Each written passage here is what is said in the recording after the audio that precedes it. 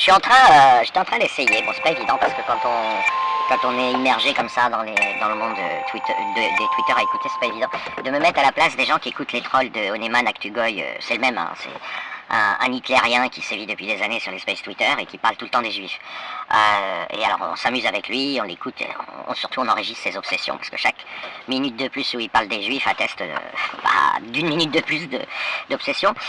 J'étais là, ils sont en train de s'amuser avec il y a Ben Yehuda, il y a quelques autres personnes qui s'y connaissent en judaïsme sur un space troll, hein, France Intel. Mais moi, en fait, si j'essaye d'oublier tout ce que je sais et de me mettre à la place de gens qui écoutent. Je vous partage des réflexions, hein. C'est pas des reproches, c'est pas, comment dire, c'est même pas des conseils parce que j'en sais rien. Je pense, il me semble, quand on se met parce que c'est souvent des cerveaux très fragiles, hein, les gens qui écoutent comme ça, les auditeurs et les intervenants, on est que peu à être sérieux et c'est pas une distraction pour nous, mais j'imagine un auditeur bénévole en train d'écouter des space Twitter, je me demande si se justifier est utile. Alors c'est marrant. Parce que devant quelqu'un qui produit du mensonge injonction toutes les minutes, débunker des mensonges injonction, c'est vrai que c'est plus facile que débunker des mensonges faits pour être crus. Parce que l'objectif d'Oneman, alias Actugoy et compagnie, c'est pas d'être cru, hein, il essaye d'énerver les gens, enfin bref. J'ai déjà fait une vidéo sur le fait qu'il avait un fort profil pervers narcissique, et en fait les gens qui sont vraiment en danger avec lui, c'est les camarades musulmans qui pourraient être tentés de tomber dans ces escarcelles. C'est pas, nous on est des adversaires déclarés et assumés de ce type de personnes, donc on va pas aller boire des cafés et devenir copains avec lui, donc on court peu de risques. Mais le danger avec les pervers narcissiques, c'est surtout que des gens, hein, il y a 3 phases, séduction, emprise, destruction, c'est qu'il essaye probablement de se rapprocher de futures proies musulmanes en essayant de les séduire par sa dextérité réelle, hein, il sait manipuler le coupage de micro, etc. Mais là, je m'occupais pas de ça.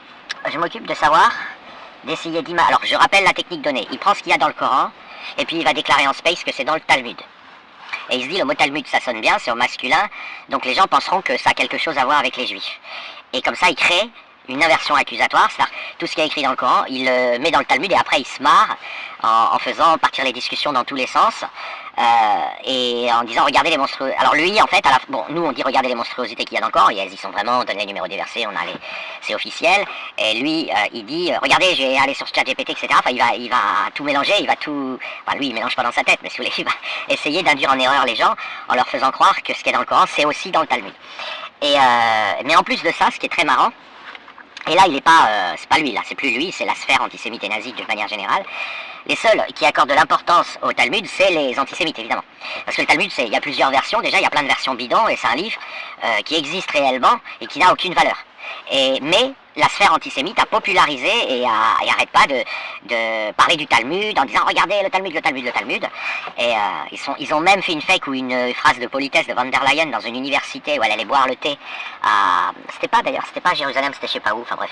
Elle remettait des décos à des étudiants en judaïsme dans une université israélienne. Elle a dit ce qui est banal, hein, ce que tous les chefs d'État disent quand ils vont dans un pays, nous avons les mêmes valeurs. Voilà, les valeurs du Talmud sont les valeurs de l'Europe. En fait, elle savait pas ce qu'elle disait. Ses employés lui avaient écrit une phrase bateau, elle l'a dite, et c'est repris sur la sphère antisémite comme si elle avait fait cette déclaration au Parlement européen, disant l'Europe va se soumettre au Talmud, etc. Et donc voilà le jeu donné. Et en fait, les experts en judaïsme qui montent sur l'espèce, le problème c'est qu'ils sont experts. Et donc ils connaissent tout ça.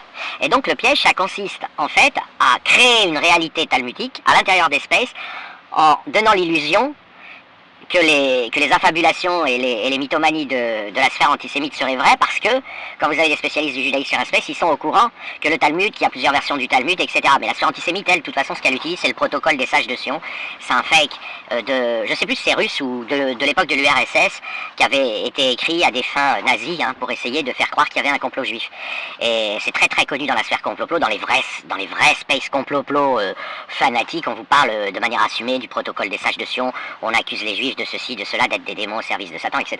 Alors René, il sait que face à des experts du judaïsme, évidemment, il ne peut pas trop parler du protocole des sages de Sion, donc il utilise le mot Talmud à la place.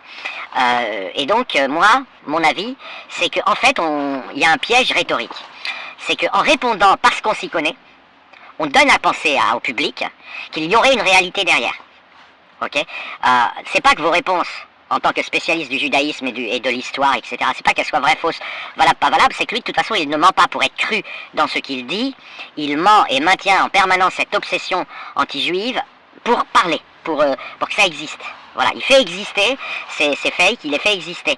Et à la fin, les gens ils repartent pas en se disant, bon, tu vois, Yonné, il va pas abuser grand monde, hein, mais les gens ils repartent pas en disant, évidemment, les musulmans veulent y croire. Enfin, c'est pas qu'ils y croient pas, mais ils s'engagent, ils adoptent la posture de nous sommes d'accord avec Oné, blablabla, parce que c'est des éléments de langage qu'ils vont répéter, hein, c'est du marketing. Mais les gens innocents, on va dire, ils vont pas repartir en y croyant. Par contre, ce dont ils risquent d'être convaincus par ce trafic, par ces fakes, c'est qu'il existerait un sujet. Et c'est pour ça que je fais cette vidéo. Les experts, les gens de tous les jours, tout le monde sait qu'il n'y a pas de sujet. Et donc on pourrait s'interroger sur cette, finalement, astuce qui pourrait marcher un petit peu sur les réseaux sociaux et qui irait au-delà de la sphère antisémite, qui induirait en erreur les gens extérieurs à la sphère antisémite, puisque la sphère antisémite c'est par adhésion, hein, ils adhèrent, ils veulent taper sur les juifs, etc. Donc ils tapent sur les juifs, vous leur donnez n'importe quoi, ils vont dire que c'est vrai du moment que c'est négatif contre les juifs. Mais la remarque que je me fais, c'est que les autres de l'extérieur pourraient se faire avoir à ça. Penser qu'il existe un sujet, qu'il y aurait par exemple un Talmud, que ça aurait de l'importance, le Talmud, je ne sais quoi. Vous voyez qu'un rabbin, ce serait quelqu'un d'important et qu'il commanderait les juifs, etc. Et c'est là le danger, je pense. C'est pas tant le contenu, puisque le contenu n'a aucune valeur, et puis personne croit au mensonge d'un adversaire, enfin, quand vous êtes adversaire de quelque chose, voilà, un mec comme Oneman, il n'est pas là pour documenter les gens, hein. Les personnes mais ils se disent, ah oui, mais comme on lui répond, il y a un sujet, il y a l'existence de quelque chose. Donc voilà, je voulais attirer votre attention là-dessus, hein. Je vais rappeler les réalités maintenant. Le problème de l'islam ne se résume pas au Coran et aux hadiths. Parce que si vous voulez des textes monstrueux, il y en a plein partout dans le monde. Vous allez voir par exemple la bibliothèque d'Hollywood et vous allez dans le département ou à l'étage des synopsis de films d'horreur, vous aurez tout ce que vous voulez, vous aurez le musée des horreurs, entre Massacre à la tronçonneuse, Amityville, La Maison du Diable, L'Exorciste, Scream et tout. Donc si vous voulez des textes monstrueux, il y en a plein, il n'y a pas que le Coran. Okay, le Coran le problème de l'islam, c'est pas que le Coran soit monstrueux, c'est que les musulmans croient au Coran, croient et se soumettent à l'islam. Et c'est même pas qu'ils y croient parce qu'ils y croient pas vraiment en fait, ils font semblant, mais bon, peu importe. Disons qu'ils y croient, on va dire c'est qu'ils risquent, de leur point de vue, d'être brûlés vifs éternellement après le passage sur terre s'ils ne s'y soumettent pas. Et c'est là qu'est le problème. Le problème n'est même pas qu'ils y croient, c'est la raison pour laquelle ils y croient. Ils ne peuvent pas cesser d'y croire, ou ils ne peuvent pas posturer ou dire non, nous n'y croyons plus, nous avons des doutes, car ça leur coûte une éternité en enfer. Donc à côté de 70 ans sur Terre, les 70 ans sur Terre c'est une miette, les 100 ans sur Terre c'est une miette, c'est l'éternité en enfer qu'ils veulent éviter. Et donc ils défendent l'islam, ils défendent le Coran, ils défendent la monstruosité du Coran à cause de ça. Si vous citez des versets sans dire, si vous donnez les versets monstrueux du Coran, puisqu'il y a 3/4 des versets sont monstrueux, comme ça a été rappelé il n'y a pas longtemps d'ailleurs par Abounou, hein, qui est un spécialiste et qui est un parfait musulman fondamentaliste, il l'a dit dans France Intel, donc dans ces spaces que je m'amuse à enregistrer entre autres, un peu trollique, il l'a rappelé à ses co-religionnaires qui étaient très emmerdés parce qu'ils pouvaient pas nier, en même temps ils voulaient pas que ça se sache. Enfin, bref, c'était compliqué, la scène est historique, elle est trop marrante de voir des musulmans se disputer entre eux.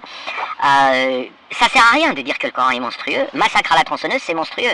Mais vous avez, je peux vous citer des milliers de livres. Mais eux, ils appliquent, ou du moins, ils sont tentés de le faire pour des vraies raisons. C'est de ne pas aller brûler vif éternellement dans l'huile bouillante après le passage sur Terre. Okay. Si je vous montre deux individus dans la rue, je vous dis, voilà, ce sont des gens, ils ont des enfants. Et ces gens, tout à l'heure, ils vont tuer le maire de la ville, et ensuite, ils vont aller sur un terrain de foot, ils vont tuer tout le monde, vous n'allez pas me croire. Et vous allez exiger, et vous aurez raison que je dise pourquoi. Et si je suis pas capable de vous dire pourquoi, il va pas suffire que je vous sorte un livre de poche, un livre policier où il y a des dingueries dedans, où ça raconte des histoires sanguinaires. Vous allez me dire, oui, mais pourquoi il le ferait? Et par contre, là, vous allez commencer à vous inquiéter, à la condition de me croire, si je vous dis, en fait, c'est pas eux, la mafia a kidnappé leurs enfants et leur a ordonné de le faire, sous peine, si jamais ils refusent de le faire, de torturer leurs enfants puis de les tuer. Et là, vous allez dire, ah oui, ok, ses parents vont le faire, parce que ils ont peur que la mafia tue leurs enfants en contrepartie. Et donc ils vont obéir aux instructions. Mais si je n'amène pas des explications claires de pourquoi ils sont contraints de le faire, évidemment, c'est pas parce qu'il y a dans leur culture ou dans leur je sais pas quoi, dans leur histoire familiale, il y a le roman Massacre à la tronçonneuse, il y a tout ce que vous voulez. Voilà. Eh bien c'est exactement pareil. Le problème n'existe avec l'islam qu'à cause de ça. Le christianisme a disparu et le judaïsme n'a jamais existé en tant que contrainte.